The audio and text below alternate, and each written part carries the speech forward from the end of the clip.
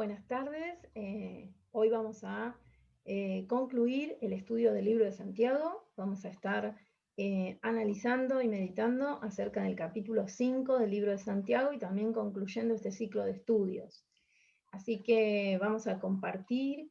Y bueno, quería comentarles que este capítulo, inicia hablando una exhortación a aquellas personas que componían el grupo a quienes va dirigida la carta, que eran personas ricas y, como ya lo habíamos mencionado en estudios anteriores, aprovechándose de la necesidad de otros hermanos que necesitaban trabajo, que estaban pasando por situaciones difíciles, los oprimían, no les pagaban o hacían cosas injustas, y muchas veces estas cuestiones terminaban en los tribunales dando muy mal testimonio al resto de las personas de su época, ¿no? Entonces acá Santiago inicia haciendo una exhortación bastante dura para estas personas. Esa parte del capítulo la vamos a saltear, ¿no? Uno cuando estudia puede elegir a veces lo que el Señor trabaja más en su vida, y vamos a centrarnos principalmente a partir del versículo 7. Yo preparé unas diapositivas para compartirles, para organizar el estudio, así que ahora voy a estar compartiendo estas diapositivas para ustedes y vamos a ir explicando algunas cositas de este capítulo, y la verdad que es una bendición lo que el Señor dejó para cada una de nosotras, y después cada una puede sacar también, ¿no?, sus propias conclusiones y aquello en lo cual Dios le habló. Como habíamos presentado, esta serie de estudios se llama Si alguno dice que tiene fe, y principalmente nos enfocamos en la necesidad de vivir una vida cristiana que muestre lo que decimos que creemos. Muchas veces decimos que tenemos fe, pero actuamos como si fuéramos incrédulas. Por eso está dedicada esta serie para mujeres que buscan una relación con Dios y no una religión, ¿sí? Muchas veces pasan los años y como cristianas pareciera que somos religiosas en lugar de tener una relación personal con Dios.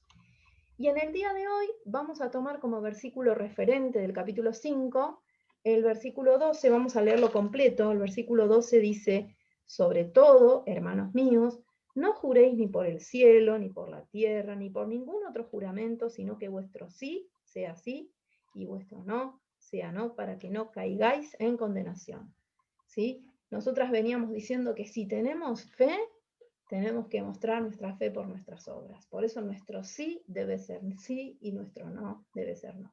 Si somos verdaderas hijas de Dios, no debemos vivir como religiosas, sino como hijas, ¿sí? Vamos a ver algunos puntos que preparé para que podamos comprender mejor este capítulo 5, teniendo en cuenta que arrancamos desde el versículo 7. Nuestra fe puede evidenciarse a través de un aumento de la paciencia en nuestra vida. Nuestra fe puede evidenciarse a través de la autenticidad de las palabras que decimos, ¿sí?, de nuestro discurso, de lo que hacemos, lo que decimos en especial. Y finalmente, a través de la actitud, se evidencia a través de nuestra actitud frente al pecado, ¿sí? Bien, vamos a arrancar entonces leyendo algunos versículos y meditando en cómo el Señor nos llama a aumentar nuestra paciencia, ¿sí? Justamente el tema de la paciencia, o sea, el tema de la paciencia es algo que Santiago mencionaba en el capítulo 1, ¿sí? Muchas cosas que fue mencionando a lo largo de los distintos capítulos las vuelve a retomar y hace el cierre final en el capítulo 5. Vamos a ver los versículos y vamos a analizar qué Dios nos quiere hablar a través de estos versículos, ¿sí? Bien. Hay dos cosas principales. Vamos a leer versículo 7, ¿sí? Dice: por tanto, hermanos míos, tened paciencia hasta la venida del Señor. Mirad cómo el labrador espera el precioso fruto de la tierra, aguardando con paciencia hasta que reciba la lluvia temprana y tardía. También tened también vosotros paciencia y afirmad vuestros corazones, porque la venida del Señor se acerca.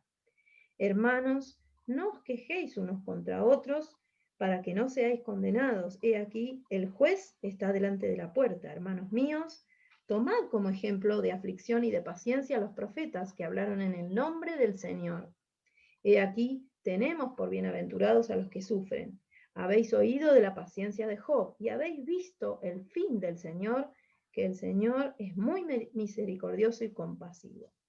Bien, dos puntos principales podemos sacar de estos versículos, y es que, en primer lugar, nuestra paciencia tiene que ir en aumento, ¿sí? Como este labrador que esperaba la lluvia temprana y la lluvia tardía. La lluvia temprana era esa lluvia que justamente hacía que la semilla brotara, ¿sí? El sembrador, el labrador sembraba y esparcía la semilla, ¿sí? Como la parábola del sembrador, y con la lluvia temprana la semilla brotaba. Y con la lluvia tardía era el agua que le aportaba el crecimiento, ¿no? Entonces, es un ejemplo de paciencia, justamente ¿por qué? Porque el labrador tenía que aguardar la lluvia, ¿sí? Él sabía que si había lluvia, la semilla de alguna manera iba a crecer. El tema era que la lluvia venga, ¿sí? No como hoy que tenemos el pronóstico del clima, los satélites, todo, sabemos todo acerca de los fenómenos que ocurren en la atmósfera, pero en esa época podían tener una idea, pero a veces esto no se daba como ellos esperaban, ¿no? Entonces, lo que muestra este versículo es que el labrador dependía íntegramente de la lluvia, que era algo que él no podía controlar. Él podía sembrar, él podía preparar la tierra, él podía esperar, podía conseguir semilla de calidad. Pero lo que no podía hacer era controlar el momento en que venía la lluvia y la cantidad de lluvia que venía, ¿no? Esto nos habla entonces de la paciencia y de aquellas cosas que no están a nuestro alcance, sean circunstancias, sean objetos, sean cosas que nosotros necesitamos, esperamos, merecemos, no sé, por decirlo de alguna manera, pero tenemos que aprender a ser pacientes y comprender que todas aquellas cosas que no están en nuestras manos, obviamente están en las manos de Dios y debemos aguardarlas con paciencia. Ahora, ¿cómo hacer para guardar con paciencia? El secreto es afirmar el corazón. ¿Sí? Que nuestro corazón, como decíamos antes, Santiago vuelve a retomar los temas del capítulo 1, ¿sí? Que no tengamos un corazón de doble ánimo, que no tengamos esas dos almas, un corazón dividido, que por momentos está firme en Dios y por momentos está inestable, va de semejante a la onda, es como la onda del mar que va arrastrada de un lugar a otro. Nuestro corazón debe estar firme en el Señor. ¿Sí? Cuando tenemos que aguardar por un tema, sea salud, sea trabajo, sea cuestiones emocionales, nuestro corazón debe estar fundamentado y afirmado en el Señor, aunque estemos en tiempos de aflicción o de sufrimiento. ¿Sí? Entonces tenemos acá como tres cosas, ya habíamos dicho. Entender que el control, en este caso de la lluvia, no lo tenía el labrador, ¿no? Entonces él entendía que eso no lo podía manejar y tenía que esperar con paciencia. Y en segundo lugar, nuestro corazón debe estar afirmado. Y el ejemplo acá son los profetas y Job. Los profetas, porque ellos han recibido mucha aflicción por compartir la palabra, ¿no? Normalmente, imagínense cuando los profetas que les tocaba transmitir mensajes de los juicios de Dios, de destrucción o de juicios que Dios iba a ejecutar en diversas ocasiones. ¿Sí? No eran recibidos con alegría, con gozo y con amor, sino que muchas veces eran duramente afligidos, ¿sí? Eran humillados, eran burlados, y sin embargo su corazón estaba firme y con paciencia soportaban esa aflicción por la cual Dios les daba madurez, que es lo que explica el capítulo 1. En el caso de Job, en tiempos de sufrimiento, ¿sí? Job tuvo que pasar duras pruebas, pérdida de familiares, traición de sus amigos, pérdida de bienes materiales, hasta su misma esposa, ¿sí? Que realmente actuó como una mujer impía, ¿no? Y cómo Dios en ese tiempo, digamos, trabajó en su vida, su corazón se afirmó y a través del sufrimiento, Job consiguió una relación mucho más cercana, intensa y genuina con Dios, ¿sí? Por eso Dios nos llama, ¿sí? En este tiempo a que tengamos una verdadera relación personal con Él y no que vivamos como religiosas. Bien, ahora vamos a ir al el segundo punto, que es la autenticidad de nuestras palabras, ¿sí? Y acá está por ahí un poco el versículo que yo en este momento marqué como versículo más importante, ¿sí? Y cuál es, digamos, nuestras palabras, la autenticidad, ¿sí? Que digamos lo que realmente pensamos, ¿no? Que digamos lo que vivimos, ¿no? La autenticidad de nuestras palabras evidencia nuestra fe. Si tenemos un discurso, pero vivimos otra cosa, nuestras palabras, más que evidenciar nuestra fe, la niegan, ¿sí? Y es muy importante, en un mundo donde hoy la palabra va perdiendo valor, por eso todo tiene que estar por escrito, donde la mentira gobierna muchas veces, nuestra palabra como hijas de Dios tiene que ser vuestro sí sea sí y vuestra no sea no. Vamos a mirar la siguiente imagen. A ver. Bien, la autenticidad de las palabras. ¿Sí? Vamos a leer del versículo 12 al 14. Dice, pero sobre todo, hermanos míos, no juréis ni por el cielo, ni por la tierra, ni por ningún otro juramento, sino que vuestro sí sea sí, vuestro no sea no, para que no caigáis en condenación. ¿Está alguno entre vosotros afligido? Haga oración. ¿Está alguno alegre? Cante alabanzas. Hasta ahí vamos a leer. ¿Sí? Y acá hay tres cosas importantes en cuanto a nuestras palabras. Nuestro sea sí y nuestro no sea no. Nosotras tenemos que tener palabras las cuales muestren nuestras convicciones como hijas de Dios. ¿Sí? Nosotras no podemos decir una cosa y vivir otra o hacer otra. ¿Sí? No podemos cambiar lo que decimos, decimos algo y después según quién está, según en qué momento está, ¿sí? Decimos que tenemos fe, pero cuando viene la prueba, nuestra fe no se evidencia. ¿Sí? Decimos que creemos determinada cuestión y después cuando estamos con ciertas personas, cambiamos, decimos otra cosa o con nuestros hechos negamos lo que decimos. O lo peor, muchas personas, y esto es algo importante, muchas hijas de Dios y mucha mentira, ¿no? Muchas veces vemos, nos damos cuenta de personas que dicen, ¿sí? Que tienen fe, y que puede ser que tengan fe, pero que utilizan la mentira, ¿no? La mentira es un pecado y nos separa de Dios como cualquier otro pecado. Pero es muy triste cuando hermanas o hermanos en Cristo mienten y, ¿no es cierto? Y provocan, bueno, mucho daño no solamente a la persona que le mienten o a las personas que le mienten, sino a su misma familia y a su propia vida y a la relación con Dios, ¿no? Así que como hijas de Dios la mentira no puede estar en nuestra vida porque empieza y se adueña de nuestra vida y nos domina, ¿sí? Como otras cosas que pueden afectarnos. Bien, segunda parte de la autenticidad de nuestras palabras. ¿Sí? Así que nuestro sí sea sí, nuestro no sea no. Tenemos que hablar la verdad, hablar con verdad, decir la verdad y mantener nuestras palabras con convicción. En segundo lugar, dice, ¿está alguno afligido entre vosotros? Haga oración. Si decimos que tenemos fe, cuando estamos en tiempos de aflicción debemos estar en oración, debemos estar hablando con nuestro Dios, ¿sí? No podemos decir que somos hijas de Dios y cuando viene la prueba, cuando viene la aflicción, cuando viene el sufrimiento, estamos lejos del Señor y no hablamos, nos enojamos con Dios, nos enfriamos, al revés. Esos son los momentos donde más unidas tenemos que estar a nuestro Dios. Lo mismo, cuando estamos en tiempos de alegría, seamos agradecidas con nuestras palabras, alabemos al Señor, demos gracias porque por su misericordia no hemos sido consumidas, ¿no? Y somos sustentadas y sostenidas por su pura gracia. Entonces, si estamos en momentos de dificultad, debemos permanecer en oración. Si estamos en momentos de alegría, seamos agradecidas y reconozcamos mediante alabanzas al Señor por lo que Él hace. Muchas veces somos dadas a la queja, ¿no es cierto? Cuando estamos en momentos difíciles, en vez de orar, nos quejamos.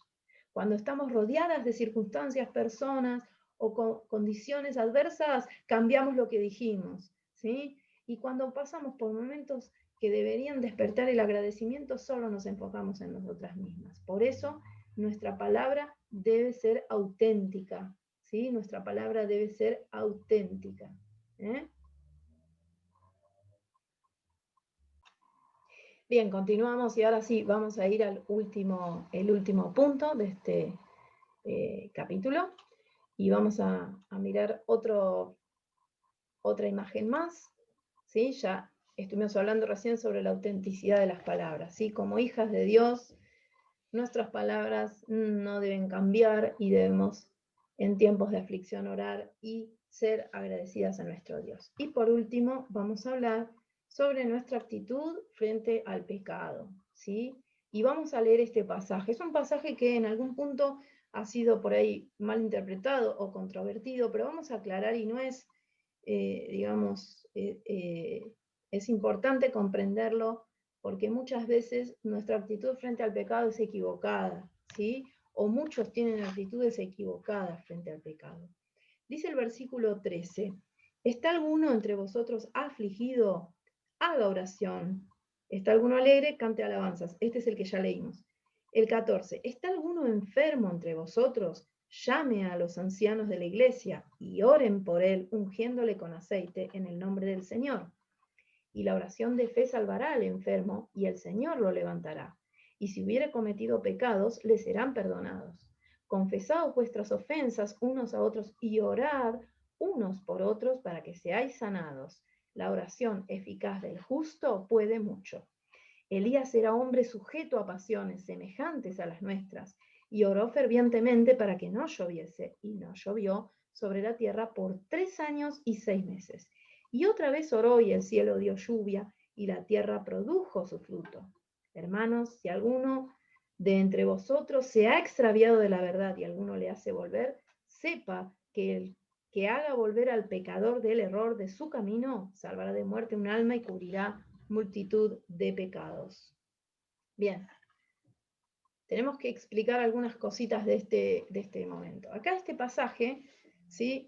Muchos lo han tomado equivocadamente para adjudicarse el don de sanidad o para decir que a través de que las personas, por ejemplo, estaban enfermas y su enfermedad no se curaba porque había ausencia de fe, ¿no es cierto? Nosotros sabemos que Dios puede permitir enfermedades en nuestra vida, Dios puede trabajar a través de la enfermedad en nuestra vida.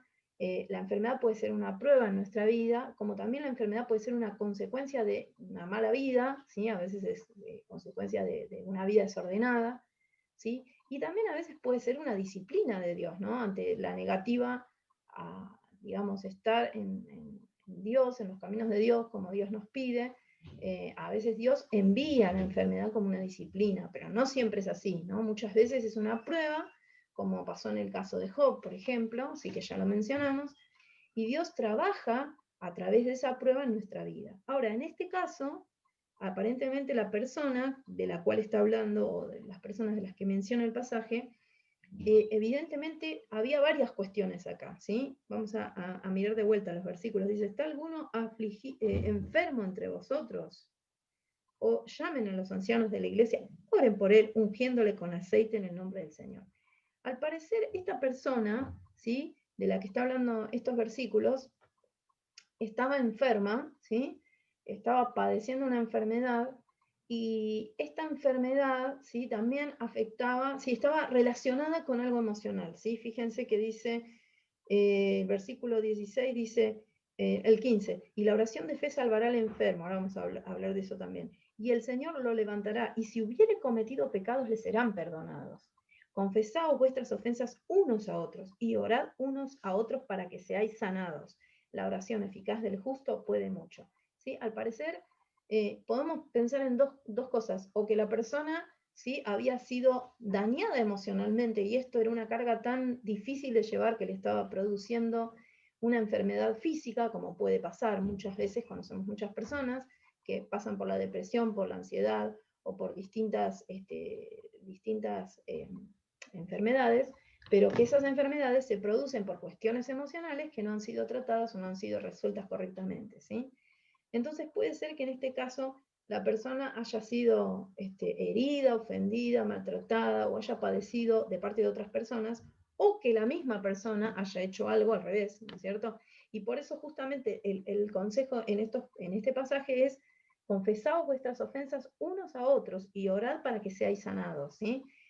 Y acá estamos hablando, ¿no? de la sanidad también física, perdón, la sanidad emocional, pero también podemos mencionar que habla de la parte física, porque dice ungiéndole con aceite en el versículo 14, ¿sí? En esa época el aceite tenía un uso medicinal, ¿no? Entonces cuando había heridas, cuando había algunas cuestiones en la piel y otras enfermedades, de las cuales no soy experta, pero sí sé que el aceite era un ungüento que se usaba con fines médicos, con tratamientos fisiológicos para el cuerpo, ¿sí? Entonces, acá hay como varias cosas, ¿sí? Podemos pensar en una persona que estaba pasando por una cuestión emocional tan fuerte que estaba afectando su salud física, ¿sí? Y esto, de hecho, hoy es muy común y muy normal de personas que por cuestiones emocionales no resueltas, no trabajadas, no perdonadas, por falta de perdón, por ejemplo, o otras cuestiones emocionales, ¿sí? Pasan por una enfermedad física, es decir, no hablo, no digo, no esto, y eso se refleja en mi cuerpo, ¿sí?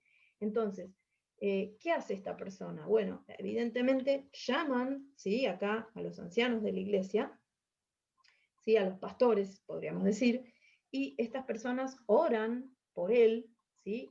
Él es ungido con aceite, acá se refiere entonces a un uso medicinal en el nombre del Señor, ¿sí? No en su nombre. No pueden ellos sanar ni pueden curar, ¿sí? Dice, y la oración de fe salvará al enfermo y el Señor lo levantará, ¿sí? No podemos decir, no, bueno, Mariana, vos vas a ir a orar por fulanito que está enfermo y se va a restaurar, ¿sí? O sea, acá tenemos que pensar en un proceso de restauración interna, ¿sí? Una persona que estaba herida, que estaba dañada, ¿no? Entonces necesitaba de una orientación espiritual, pero también esa herida tan grande en su parte emocional estaba afectando su salud física, ¿sí? Esto como hoy en día tal cual ocurre. Entonces, acá lo que muestra Santiago es el ejemplo, ¿sí? ¿Cuáles son algunos de los pasos? Y no digo que este sea el orden, vamos a mirar la pantallita, lo que se anotó acá, ¿sí? El consejo espiritual, ¿sí? Se llama, ¿no? A los pastores, a los ancianos. También un control médico, podemos hablar pensando hoy en día, ¿sí? Hablando el uso medicinal del aceite, pero también la confesión del pecado, ¿sí? Cuando hay pecado en nuestra vida, cuando nosotras hemos pecado, ¿sí? O cuando no hay perdón, alguien pecó contra nosotras y no hay perdón, muchas veces eso produce daño en nuestra vida, en nuestras emociones, y nos terminamos enfermando físicamente, ¿sí? Entonces, ¿cuál debería ser nuestra actitud cuando estamos pasando por un tiempo así? Bueno, obviamente buscar siempre el consejo espiritual. Fíjense la importancia de la oración, ¿no? La oración eficaz del justo puede mucho, dice, y también está muy bueno el ejemplo de Elías, ahora vamos a hablar un poquito de eso, pero qué importante, ¿no? Buscar el consejo, la asistencia espiritual, ¿no? Para poder restaurar nuestra vida cuando hay falta de perdón, cuando hemos sido ofendidas, ¿no? Porque muchas veces somos ofendidas, no perdonamos, pero el daño queda en nosotras. Qué importante también el control médico, ¿sí? Cuando estamos cuando hay ansiedad, cuando hay depresión u otras cosas, ¿sí? Que pueden ser psicológicas o físicas, donde hace falta la ayuda de un profesional, ¿no? Un profesional especializado. Y también, por supuesto, la confesión del pecado cuando el pecado es la raíz de esta enfermedad.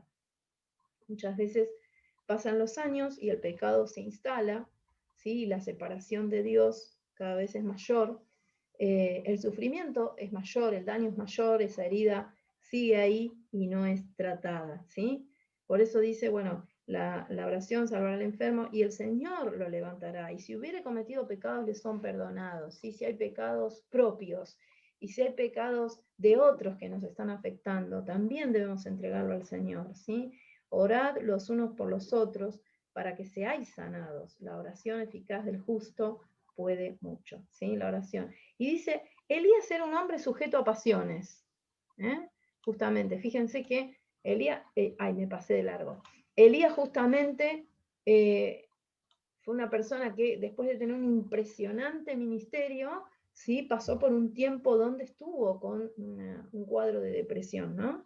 Pero fíjense que aún así su gente oró para que no lloviese, ¿y qué pasó? No llovió. Y después oró y volvió a llover, ¿sí? La clave en la oración no está en que nosotros tengamos poder, porque no es así, sino como dice en el versículo 15, el Señor lo levantará, ¿no? La clave en la oración es el poder y la omnipotencia de Dios, ¿no? Pero qué importante también cuando nosotros podemos ser de bendición a alguien que está pasando por un tiempo difícil, también tener en cuenta este consejo, qué importante es no solamente buscar la ayuda espiritual o solamente la ayuda médica, ¿sí? Sino estas tres cosas, y no las puse en orden de importancia, sino que las puse como aparecían en el versículo, pero qué importante es buscar la ayuda espiritual para la parte emocional, para la parte espiritual, buscar la ayuda médica para la cuestión física. Muchas veces las personas tienen necesidad de tratamientos psicológicos o de otras índoles y no lo quieren hacer, y qué importante también es buscar el perdón de Dios, que es lo más importante, ¿no? Y si no podemos perdonar a otras personas, también estamos pecando.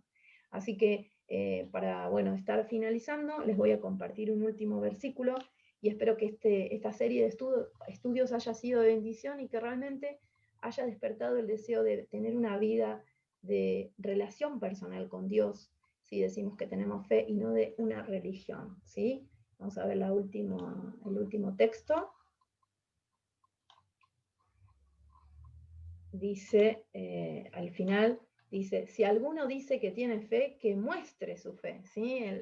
Santiago dice, yo te mostraré mi fe por mis obras, ¿no? Tenemos que vivir vidas santas que agraden a Dios. Y entonces encontré este versículo de 1 de Juan 2:6 que me pareció muy apropiado para cerrar este estudio, que dice, el que dice que permanece en él, debe andar como él anduvo. Así que el deseo es que si estos estudios te han acercado al Señor, que puedas andar como él anduvo. Ojalá que eso sea lo que haya trabajado en tu vida, ¿no? Que podamos cada una de nosotras andar como él anduvo. Bueno, gracias por todo el tiempo compartido y bueno, que el Señor añada su bendición y pueda ser de edificación para vos y para aquellos que escuchen este mensaje.